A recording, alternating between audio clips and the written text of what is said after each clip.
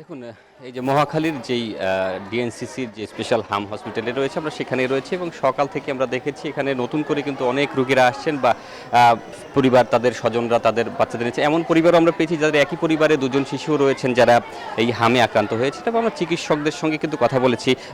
আমাদের পিছনে ঠিক দেখতে পাচ্ছেন এখানে চিকিৎসক কিন্তু এই মুহূর্তে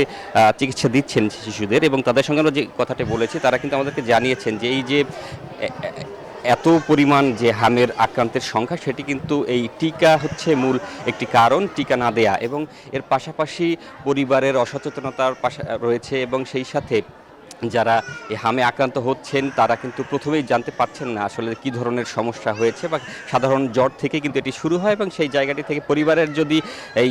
কনসার্ন যদি না থাকে সেই ক্ষেত্রেই কিন্তু এই জিনিসটি ব্যাপক আকার ধারণ করে সেটি কিন্তু চিকিৎসকরা বলছেন। আর তারা কিন্তু বলছেন যে নিউমোনিয়া সহ নানান ধরনের রোগে কিন্তু আক্রান্ত হচ্ছেন এই শিশুরা এবং তারা এই বড় বড় সমস্যাগুলোতে পড়েই কিন্তু পরবর্তী জীবন হারাচ্ছেন। এবং এটি আমরা আরেকটি বিষয় যদি জানিয়ে রাখতে চাই সেটি হচ্ছে এই যে চিকিৎসকরা কিন্তু আরও একটি বিষয় বলেছেন যাদের নিউমোনিয়া হচ্ছে তারা কিন্তু খুব বেশি সময় যারা এখন পর্যন্ত তাদের মৃত্যু হয়েছে তারা কিন্তু এই বেশিরভাগ সময় দেখা গিয়েছে যে এই নিউমোনিয়ার কারণে এসে মারা গেছে। নিউমোনিয়া, ডায়রিয়া সহ নানা ধরনের জটিলতা নিয়ে তৈরি হয় এবং সেই কারণে আসলে বাচ্চাদের মৃত্যু হচ্ছে এবং এটি রুখতে একমাত্রই পরিবারের সচেতনতা বৃদ্ধি।